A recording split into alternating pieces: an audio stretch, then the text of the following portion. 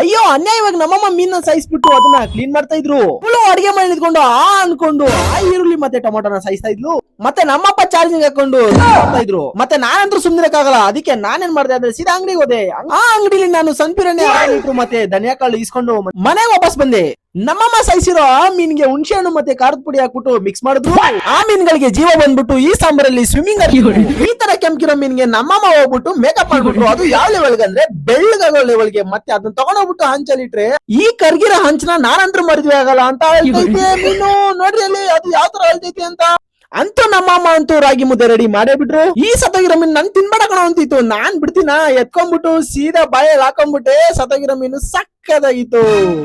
ಅಪ್ಪ ನಾನ್ ಮಾಡಿರೋ ಮೀನ್ ಹೆಂಗೈತಿ ಅಂತ ರಿವೀಲ್ ಮಾಡಪ್ಪ ಅಂದ್ರೆ ಸಕ್ಕತ್ತಾಗೈತೆ ಕಣ. ನನ್ ಗೊತ್ತದು ನಿಮ್ಮ ಅಮ್ಮ ಮಾಡಿರೋದು ಅಂದ್ರು. ಆಮೇಲೆ ನಾನ್ ರಾಗಿ ಮುದ್ದೆಯಲ್ಲಿ ಹೆಜ್ಬಿಟ್ಟು ಆಹಾ ಏನ್ ಸಕ್ಕತ್ತಾಗಿತ್ತು ಗೊತ್ತಾ. ರಾಗಿ ಮುದ್ದೆ ತಿಂತಾ ಇದ್ರೆ ಒನ್ ಮೋರ್ ಅಂತ ಇರ್ಬೇಕು. ನಮ್ಮಮ್ಮ ಮಾಡಿರೋ ರಾಗಿ ಮುದ್ದೆ ತಿನ್ಬಿಟ್ಟು ಬೆಳಗ್ಗೆ ಎದ್ಬಿಟ್ಟು ಕಂಡ್ಬಿಟ್ಟು ನೋಡ್ತೀನಿ 12 ಗಂಟೆ ಆಗ್ಬಿಡೈತೆ. ಅಮ್ಮ ಸಾರಿ ಕಣಮ್ಮ ತಪ್ಪಾಯ್ತು ಅಂತ ನಮ್ಮಮ್ಮ ಒಂದು 50 ಸಲ ಕಾಲಿಗೆ ಬಿದ್ದೆ ನಮ್ಮಮ್ಮ. ಆಮೇಲೆ ಈ ತರ ನಾನ್ ಕಾಲಿಗೆ ಬಿದ್ದಿದ್ದಕ್ಕೆ ನಮ್ಮಮ್ಮನ ಮುಖದಲ್ಲಿ ಏನೋ ಒಂಥರ ಖುಷಿ. ಅದಾದ್ಮೇಲೆ ನಮ್ಮಪ್ಪಂಗ ಒಂದು ಹಣ್ಣು ತಗೊಂಡೋಗ್ ಕೊಟ್ಟೆ. ಅದಾದ್ಮೇಲೆ ನಾನು 2 ಪೀಸು ಎತ್ಕೊಂಡು ಸೀದಾ ಬಾಯಿ ಹಾಕೊಂಡ್ಬಿಟ್ಟೆ.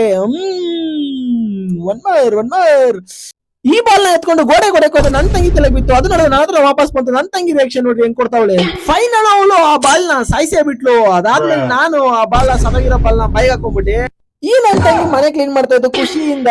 ಆಮೇಲೆ ನಾನೇನ್ ಮಾಡಿದೆ ಅಂದ್ರೆ ಆ ಬಕೆಟ್ ಅಲ್ಲಿ ಇರೋ ಗಲೀಜ್ ನೀರು ಎತ್ಕೊಂಡು ಹೋಗ್ಬಿಟ್ಟು ತಲೆ ಮೇಲೆ ಹಾಕ್ಬಿಟ್ಟೆ. ಇಲ್ಲಿ ನಮ್ ದಿನನೇ ಮುಗ್ದೋಯ್ತು. ಮುಂದಿನ ವಿಡಿಯೋದಲ್ಲಿ ಸಿಗೋಣ. ಬೈ ಬಾಯ್.